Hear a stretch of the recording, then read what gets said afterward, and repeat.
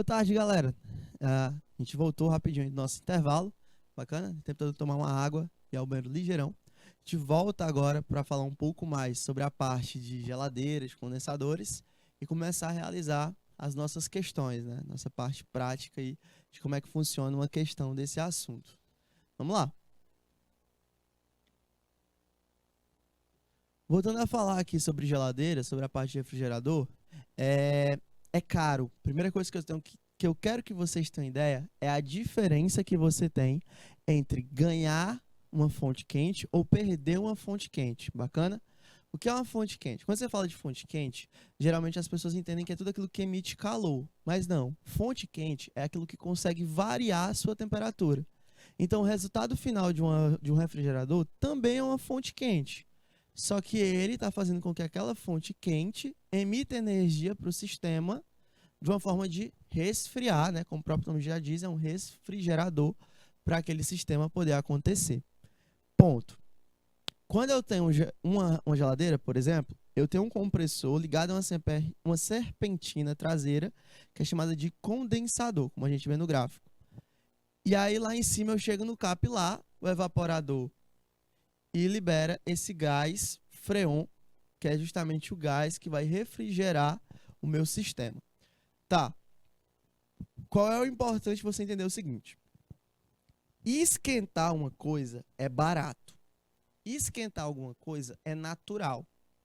Naturalmente, você tende a perder calor, né? Você tende a aumentar a sua temperatura. Você tende a esquentar. Artificialmente, a gente tende a esfriar. Bacana?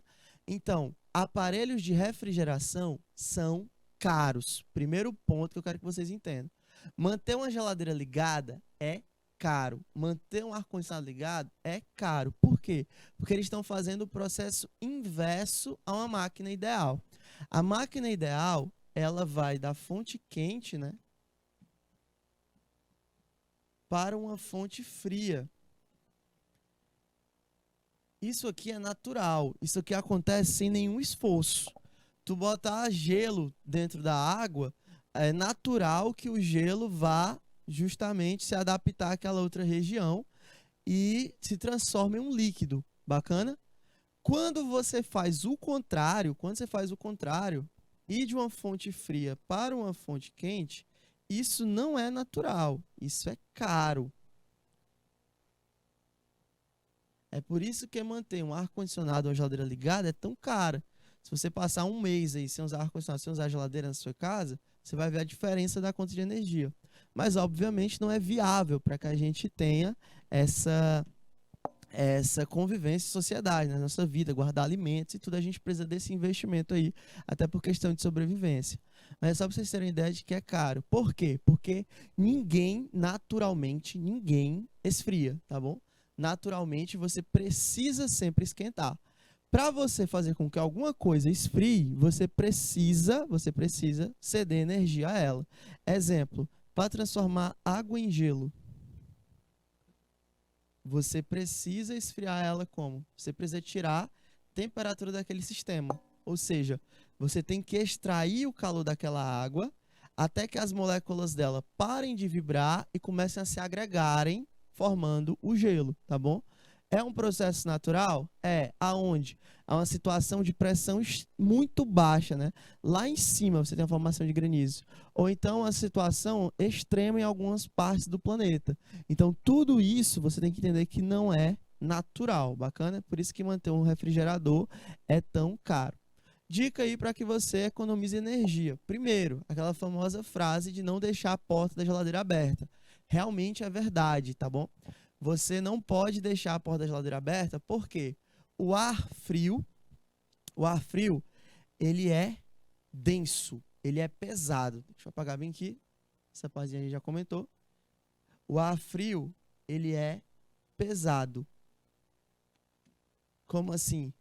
Quando você deixa a porta da geladeira entreaberta, né? Vou tentar desenhar aqui. Você deixa a porta da geladeira entreaberta, o ar frio da geladeira, como ele é pesado, ele tende a descer.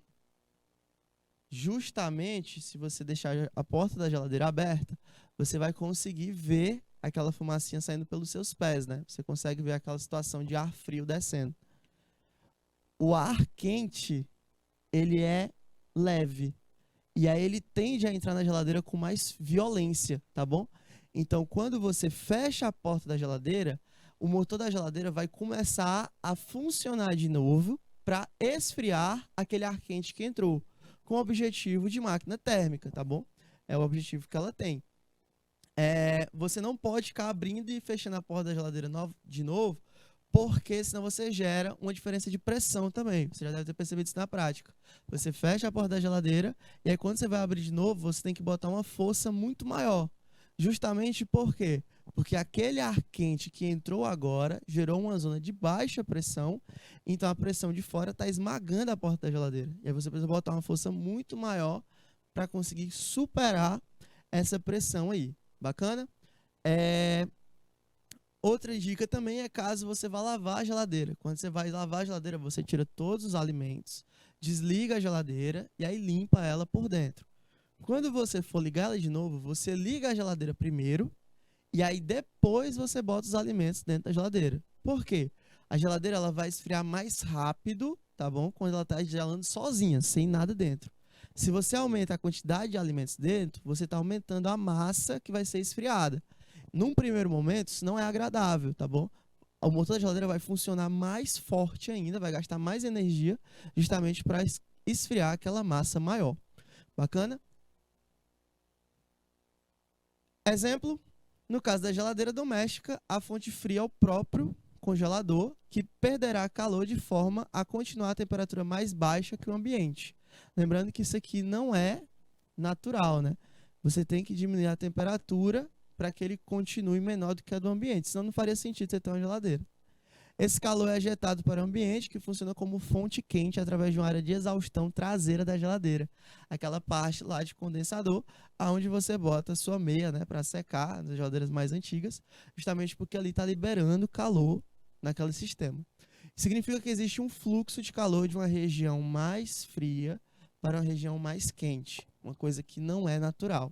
Isso não acontece espontaneamente, mas sim à custa de um trabalho mecânico realizado pelo compressor da geladeira.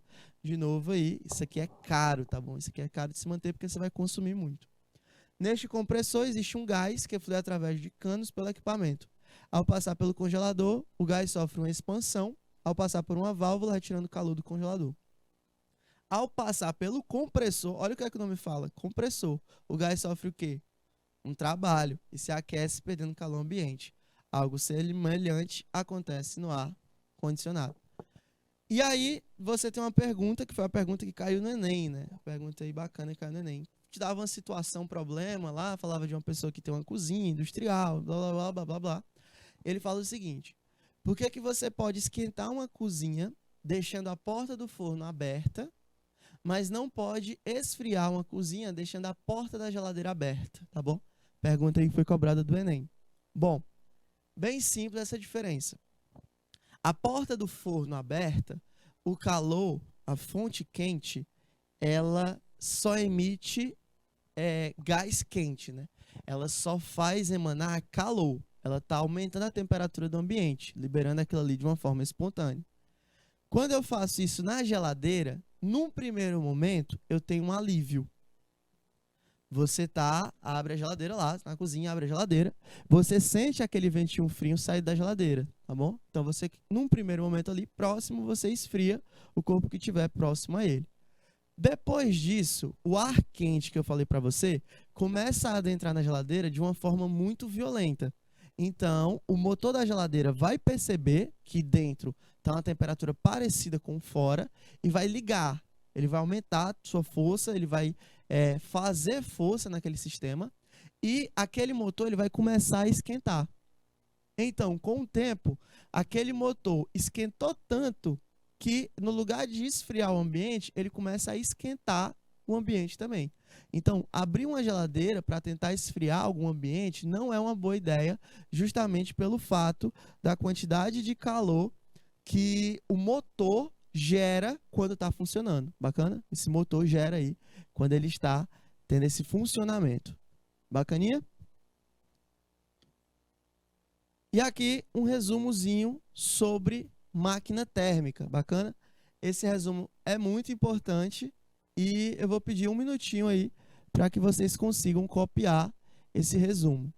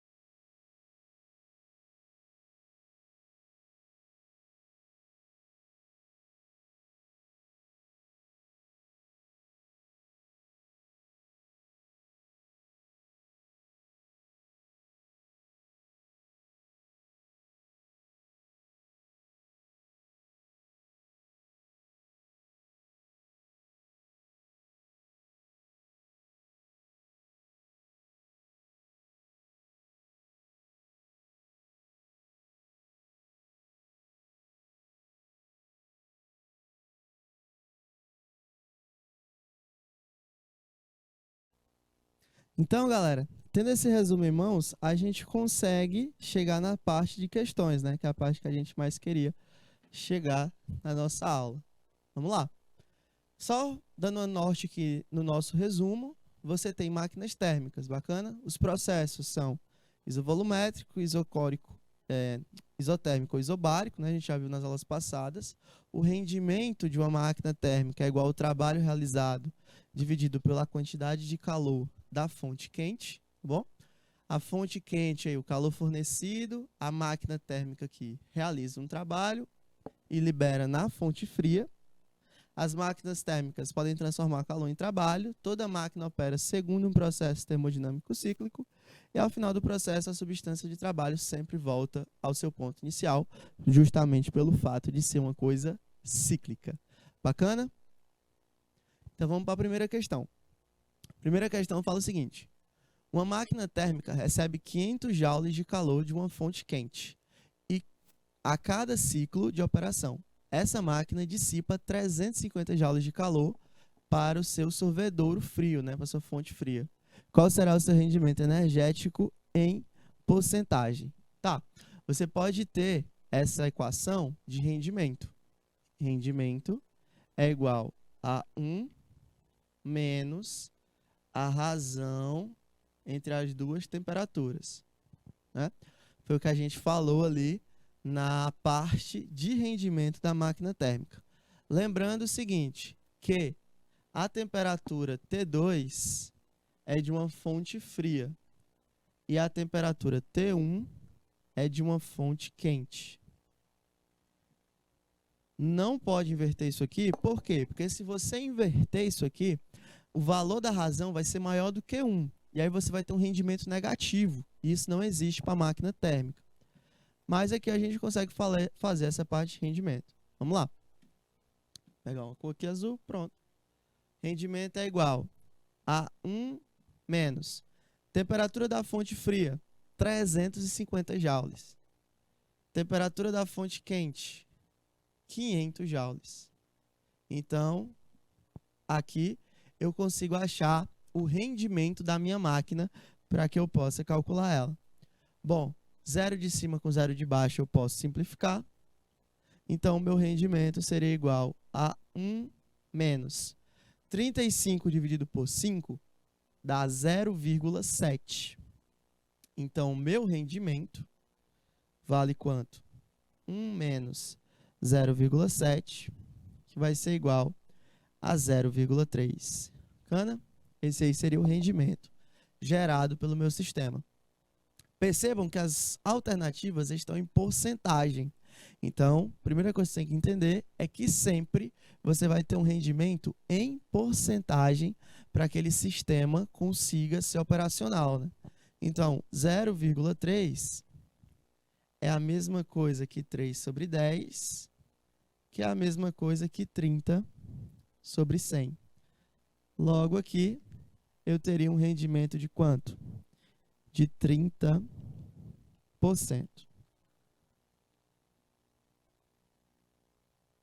Então, nosso gabarito seria a letra C, ok?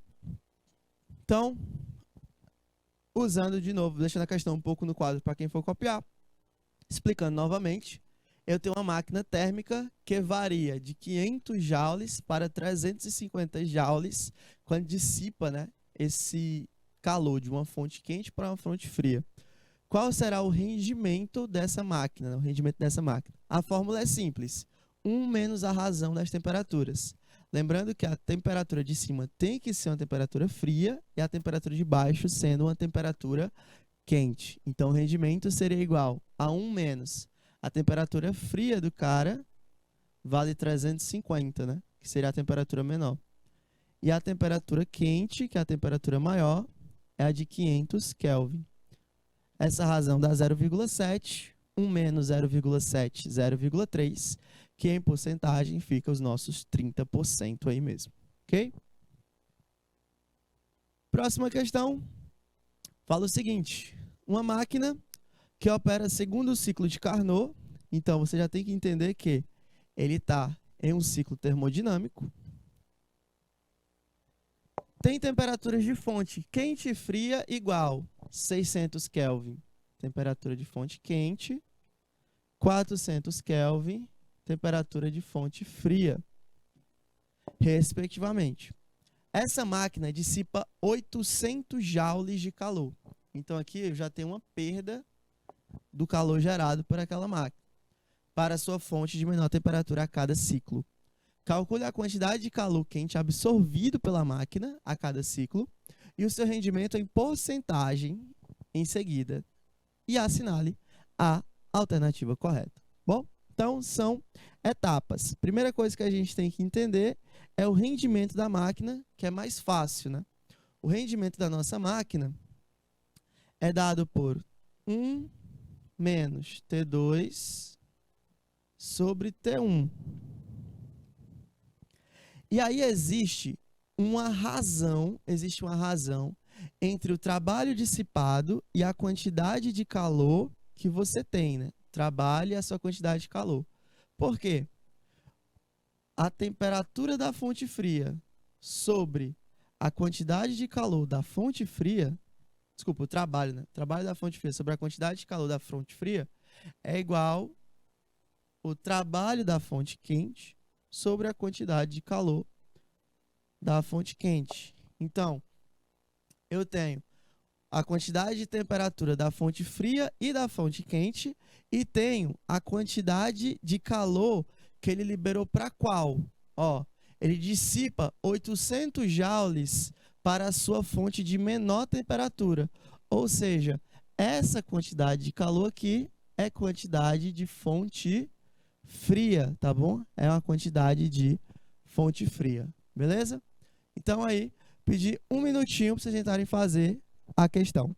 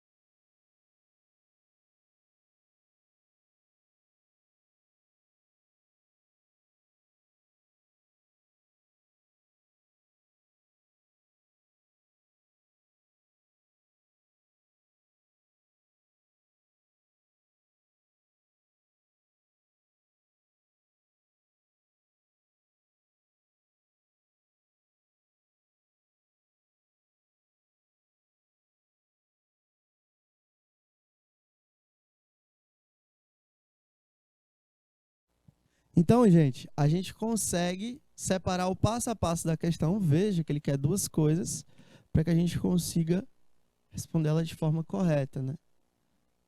Parte B, parte A. A gente vai calcular primeiro o rendimento dela. 1 menos temperatura da fonte fria sobre temperatura da fonte quente para poder achar essa porcentagem gerada aí. Então, qual seria o meu rendimento? Meu rendimento vale 1 menos. A temperatura da fonte fria na questão que ele deu foi de 400, né? 400 Kelvin já sobre a temperatura de fonte quente, que vale aí 600 Kelvin. Daí eu já posso simplificar o valor gerado. 2 zeros de cima com 2 zeros de baixo. Então, qual seria o valor do meu rendimento? Rendimento vale 1 menos 4 sobre 6. Só que 4 sobre 6 não dá um valor exato, né? Dá aí um valor de dízima. Então, ficaria aproximadamente 0,66. Então, meu rendimento ficaria 1 menos 0,66. Então, meu rendimento daria alguma coisa perto de 0,33, né? Ou seja, eu tenho um rendimento da minha máquina de 33%. Bacana. Daqui, eu já consigo tirar quais alternativas? Letra A está fora, letra D está fora, letra E também está fora. Ficamos entre letra B e letra C, que é só descobrir aí o valor da quantidade de calor que é submetido, né, para aquela transformação. Temperatura da fonte fria sobre a quantidade de calor da fonte fria é igual à temperatura da fonte quente sobre a quantidade de calor da própria fonte quente. Temperatura da fonte fria vai valer aí 400 Kelvin. E ele falou que o cara submete um valor de 800 de dissipação, 800 joules de dissipação para aquele determinado, para aquela determinada fonte, né? Ele falou também que a temperatura da fonte quente é de 600 e ele quer saber a quantidade gerada para a fonte quente. Bacana.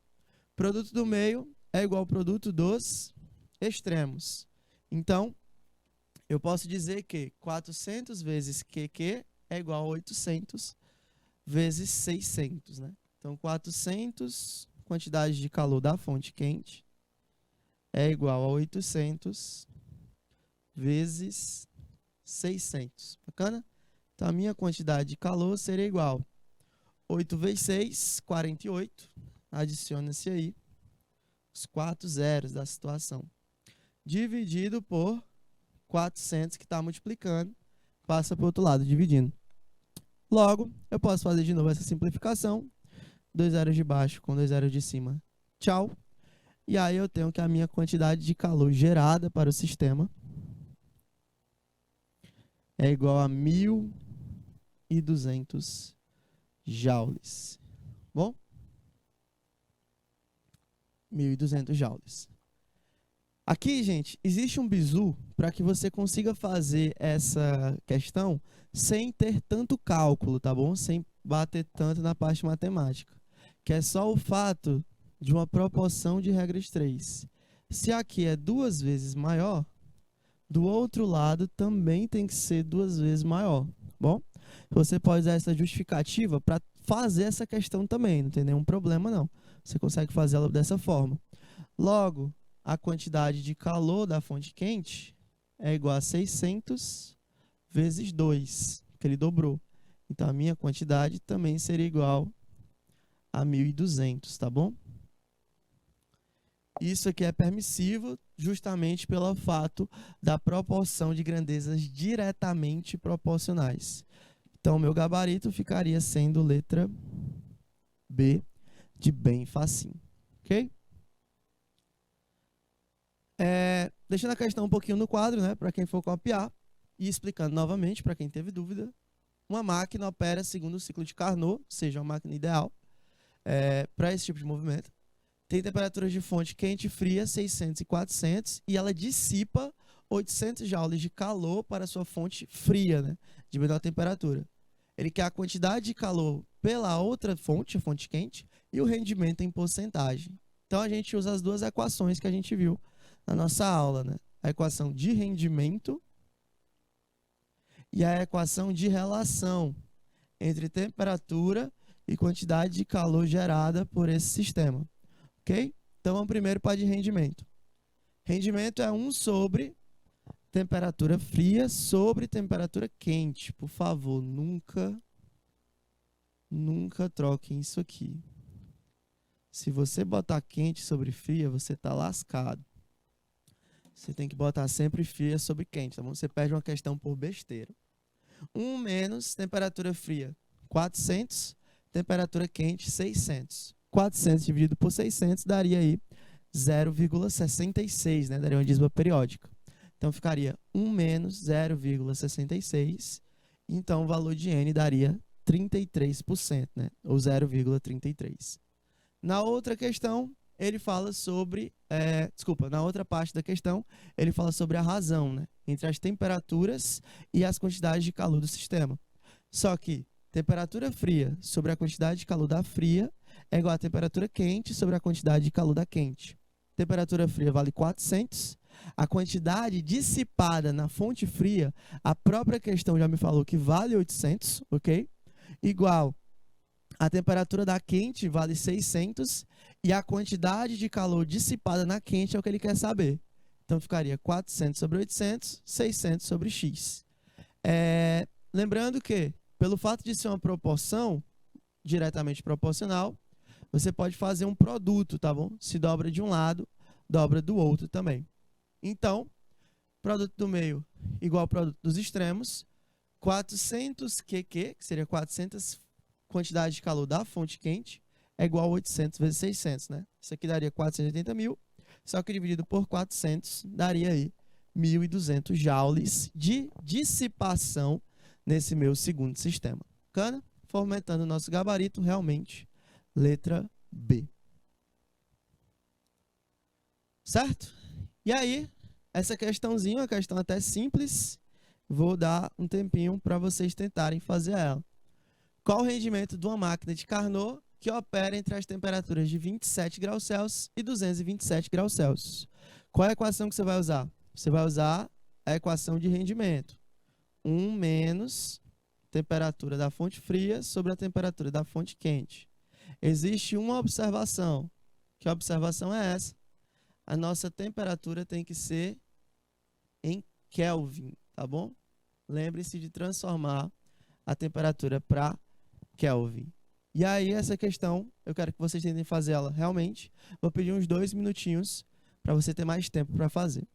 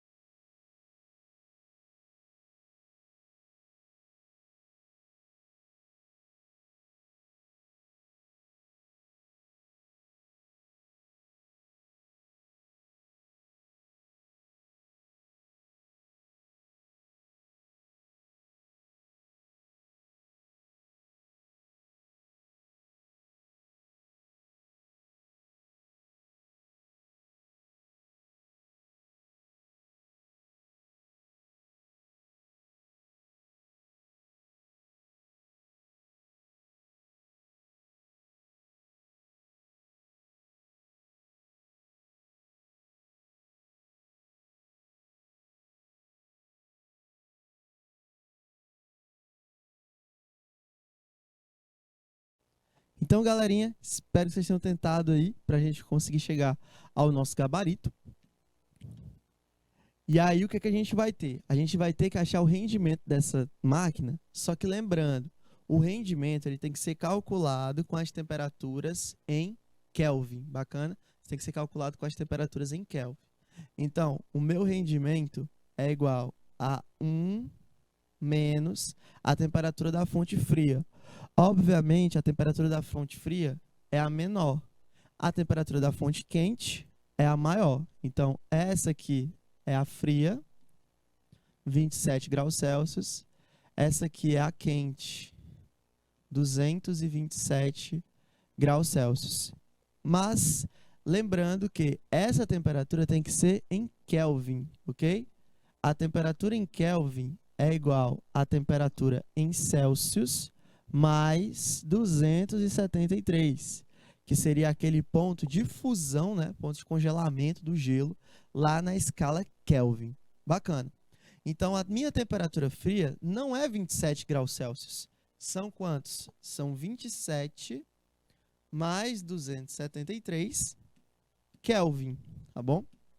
Justamente para eu ter essa relação aqui das temperaturas em escalas termométricas corretas, bacana? E aí, na fonte quente, é 227 mais 273, que seria aquela parte de transformação para a escala Celsius e Kelvin, ok? Então, vamos lá. Basta fazer a soma simples antes de fazer a divisão. Rendimento é igual a 1 menos 27 mais 273 dá 300. Sobre 227 mais 373. Ó, só o 27 dá 300. Se eu botei mais 200, 300 mais 200, 500. Então, você teria essa relação aqui por 500, ok? Então, qual seria o meu rendimento? Meu rendimento seria igual a 1 menos 300 dividido por 0,6 é a mesma coisa de, posso simplificar, 2 zeros de cima com 2 zeros de baixo, 3 dividido por 5.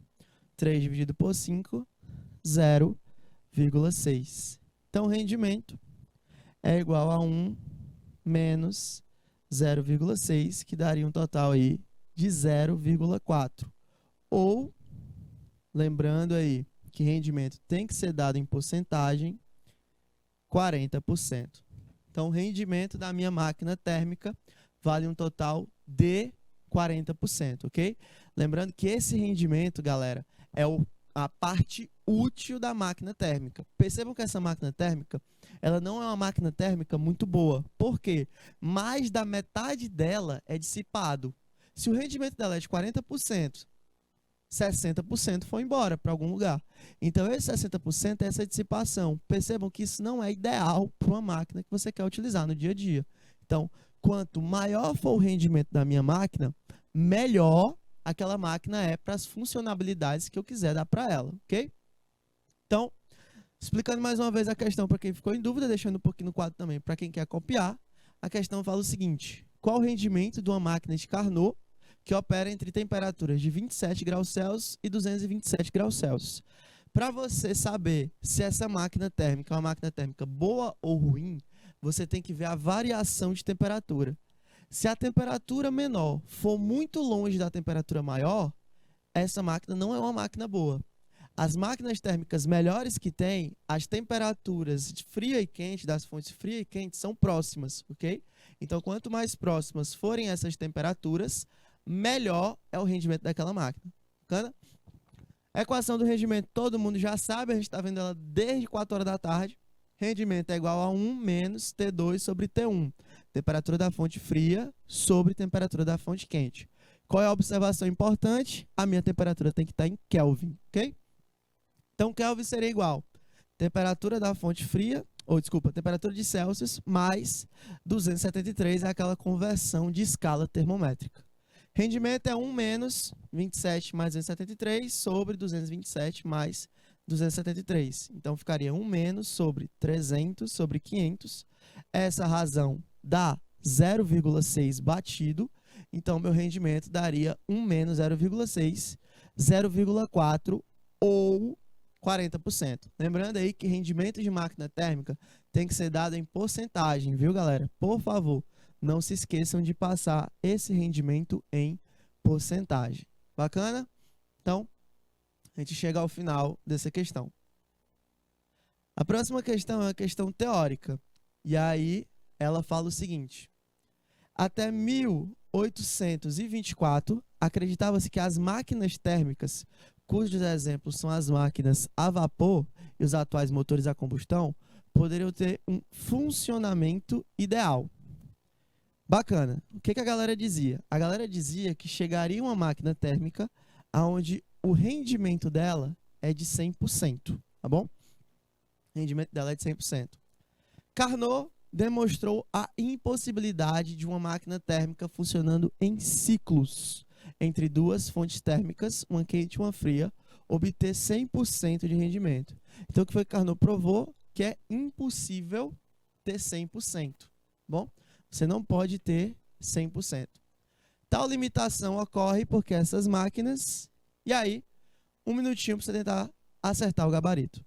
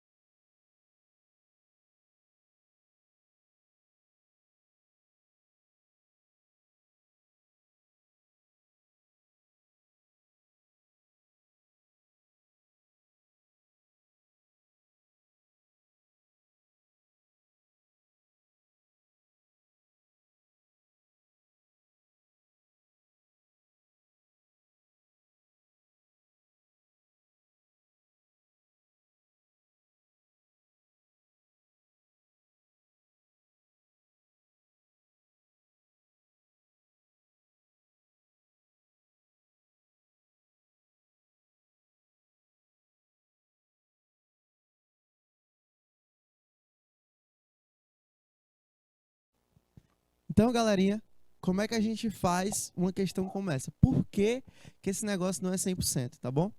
Vamos lá. Existem vários significados para cada uma dessas alternativas. Só que como a gente já discutiu questão teórica esse ano, existem questões que o gabarito tá certo, mas que não responde à tua pergunta. Bacana? Primeira coisa, você tem que ter ideia. Então, a gente vai descredibilizar cada uma das alternativas até chegar na alternativa correta. A primeira fala o seguinte: eles realizam trabalhos mecânicos. É verdade, uma máquina térmica, como por exemplo um carro, ele realiza trabalho mecânico? Sim, a gente transforma a energia térmica do carro, né, em uma energia mecânica associada ao movimento.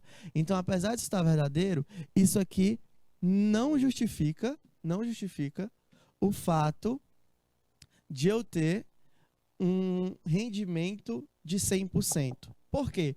Porque se fosse simplesmente o fato dele realizar trabalho mecânico, isso seria uma coisa a favor, tá bom? Isso seria uma participação a favor daquele movimento. Então, se eu tivesse um carro que transforma toda a energia que ele recebe em energia mecânica, por exemplo, eu conseguiria fazer um carro que andaria aí, sei lá, 350 quilômetros com 1 litro de combustível. E isso a gente sabe que não é verdade. Mas não é pelo fato de ele transformar energia em mecânica, é por outro fato. Produzem aumento de entropia. Esse aqui é o nosso gabarito. Esse gabarito é a letra B. Mas já já eu vou explicar para vocês o que é entropia e por que ele é o nosso gabarito. Vamos primeiro falar sobre o resto. Utilizam transformações adiabáticas. Sim, a transformação do ciclo de Carnot são duas. Você tem tanto a expansão quanto a compressão adiabática. Bacana? As duas são corretas. Então, você tem transformação adiabática lá, mas não é isso que justifica o fato de não ser 100%. Contraria a lei da conservação de energia, isso é impossível, né? Você ter a relação aí, é uma lei, ela existe para ser obedecida. Letra E, funciona com temperatura igual à fonte quente. Falso, as temperaturas têm que ser variáveis. E a gente chega à palavra mágica chamada entropia. Entropia é o grau de desordem do meio.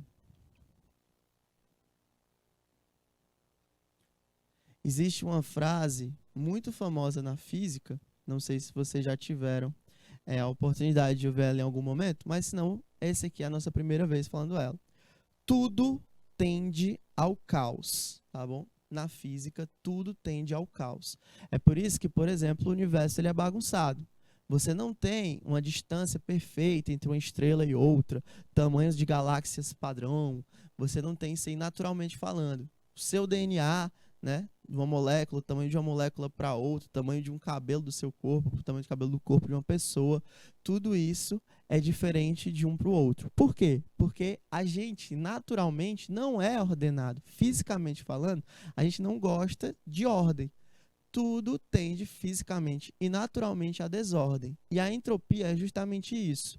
É o grau de desordem do meio. E a entropia, ela sempre aumenta. No caso, quando você tem uma máquina térmica, aquele 100% dela não pode ser todo convertido em trabalho. Por quê? Porque esse trabalho ele vai ter que ser perdido parte em calor, parte em dissipação de energia, tá bom? Parte em transferência de uma máquina para outra. Tudo isso você vai perdendo. Justamente porque a gente não tem uma ordem fixa para as coisas quando a gente fala de entropia, bacana? Então, o fato de você ter uma máquina de Carnot que não é 100% é justamente o fato dela ter uma entropia muito alta, ou ela sempre tender a dissipar calor, dissipar energia.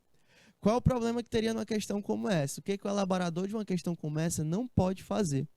Ele não pode botar uma letra que falasse sobre dissipação de energia. Ó, tanto é que ele fala aqui várias coisas que não falam sobre dissipação de energia.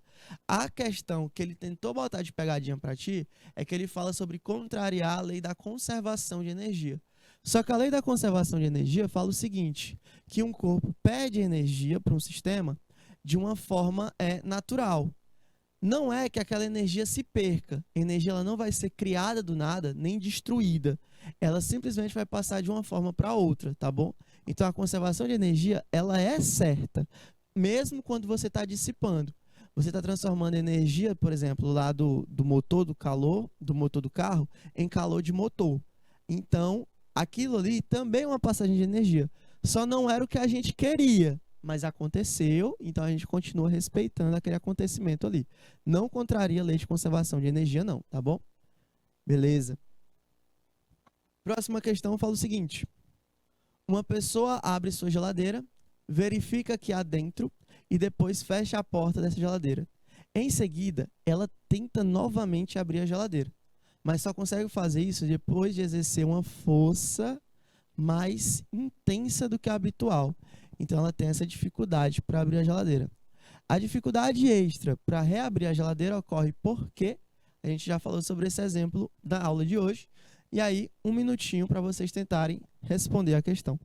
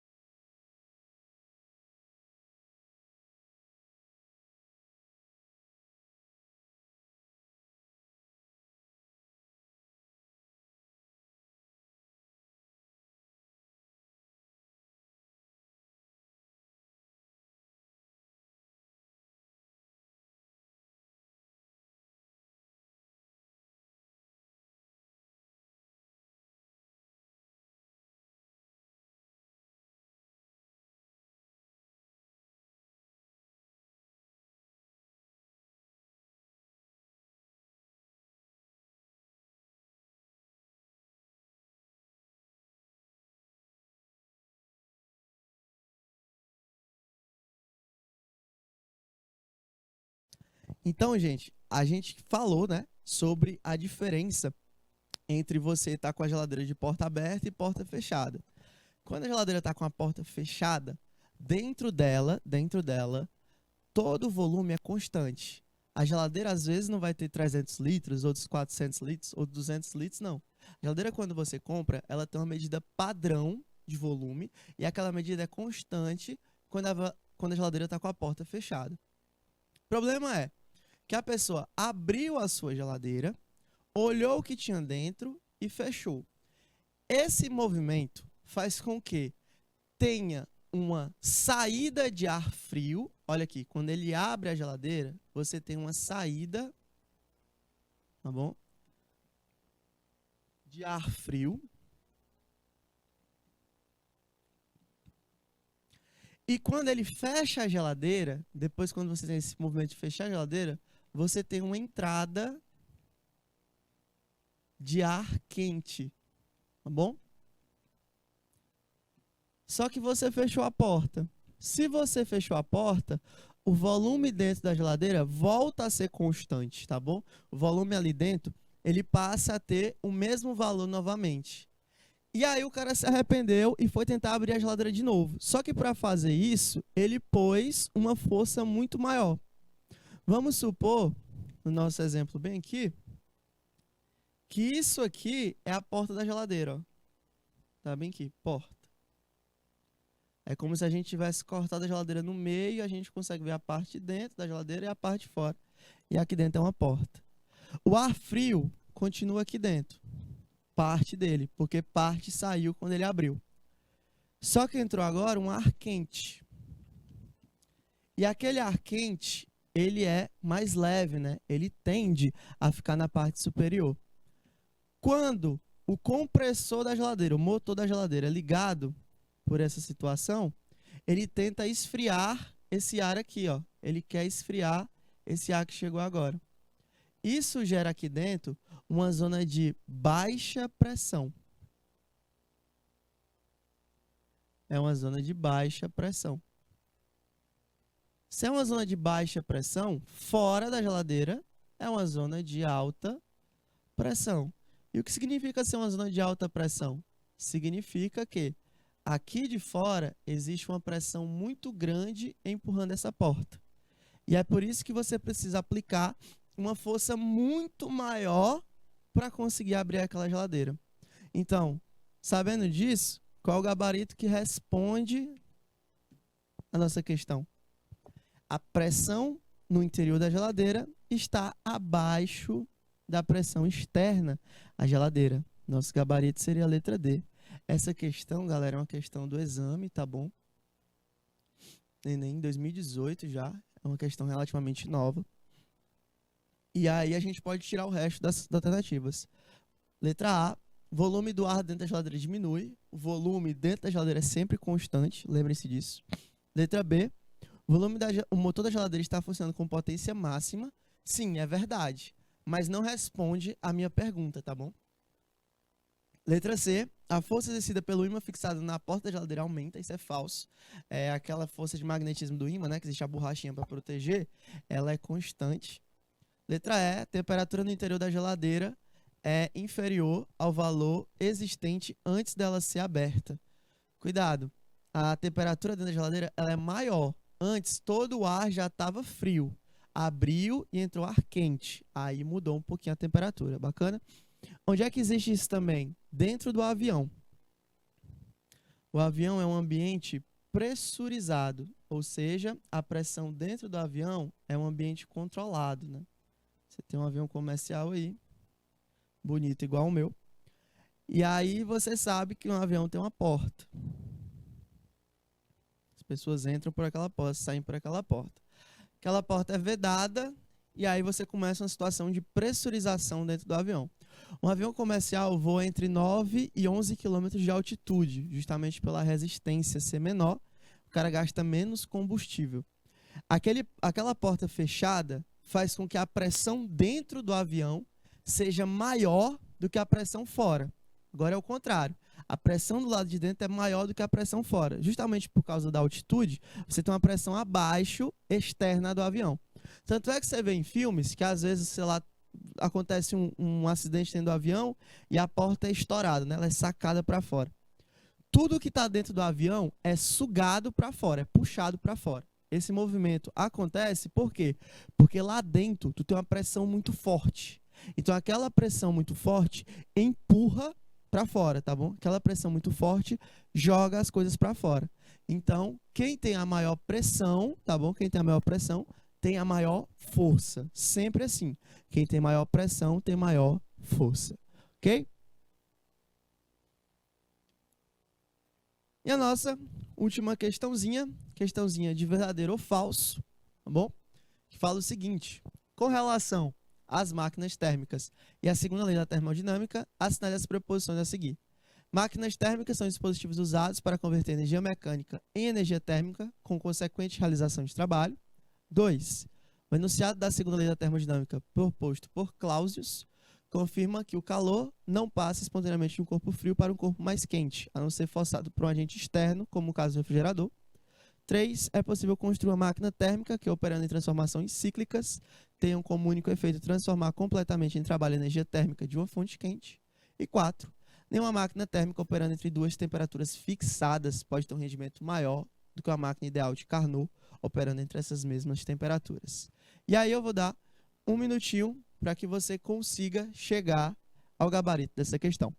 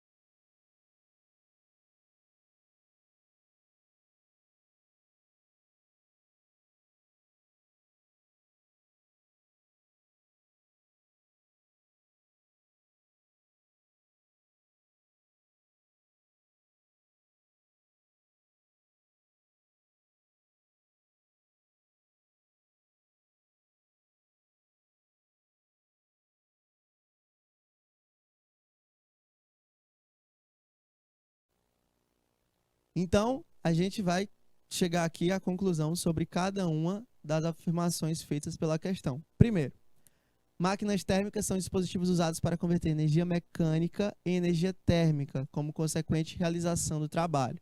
Essa afirmativa, ela é falsa, tá bom? Essa primeira afirmativa é falsa. Por quê? Qual é a função de uma máquina térmica? A função da máquina térmica é transformar energia térmica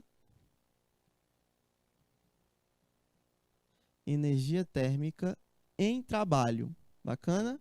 Ou usar aquele trabalho para gerar energia térmica. Percebam que em momento algum da aula eu falei para vocês sobre energia mecânica. A energia mecânica de um carro é a consequência do uso daquela transformação, né? Do uso daquela transformação ali. Então a primeira afirmativa está falsa. 2. O enunciado da segunda lei da termodinâmica proposto por Clausius, e aí a gente não falou nada desse cara nessa aula, mas não tem problema, mas quando a gente fala sobre o que se disse a segunda lei da termodinâmica, afirma que o calor não passa espontaneamente de um corpo frio para um corpo mais quente, a não ser forçado por um agente externo, como é o caso de um refrigerador.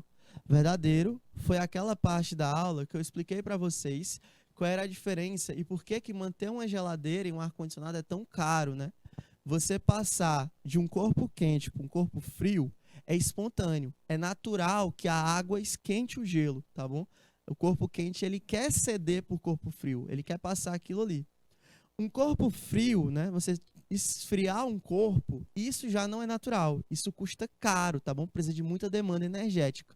É por isso que o ar-condicionado, para esfriar um ambiente inteiro, ele consome muita energia. Uma geladeira também, ela consome muita energia. Justamente por causa dessa diferença aí de espontaneidade. Bom, daqui a gente já fica entre a letra D e a letra B e letra D. 3. É possível construir uma máquina térmica que, operando em transformações cíclicas, tenha como único efeito transformar completamente trabalho em energia térmica de uma fonte quente. Olha aí, ele fala da palavra único efeito. E isso aqui é errado pelo seguinte fato. Se o único efeito dele for esse, então eu teria um rendimento de 100%. E isso não pode acontecer jamais, né? A gente acabou de tirar isso na questão anterior. Na 4, o que ele fala? Nenhuma máquina térmica operando entre duas temperaturas fixadas pode ter um rendimento maior que a máquina ideal de Carnot, operando entre as duas temperaturas. Verdadeiro também, essa afirmativa. A máquina de Carnot é a máquina mais perto da ideal que a gente consegue chegar, tá bom? Então, nenhuma outra máquina é tão eficiente quanto a máquina de Carnot. Então, nosso gabarito seria a afirmativa 2 e a afirmativa 4. Nosso gabarito é letra D. Bacana? Então, galerinha, a gente vai chegando ao fim da nossa aula. Próxima semana aí, a gente já vai chegar à última aula do semestre, né? Infelizmente, está acabando o nosso semestre, mas já vocês estão de férias. Porém, sabadão, questões, tá bom? Não faltem, sábado, nesse mesmo horário. A gente vai pegar o sábado aí para fazer questões, treinar bacana esse assunto. Certinho? Então, galera, boa semana, até sábado, bons estudos e tchau!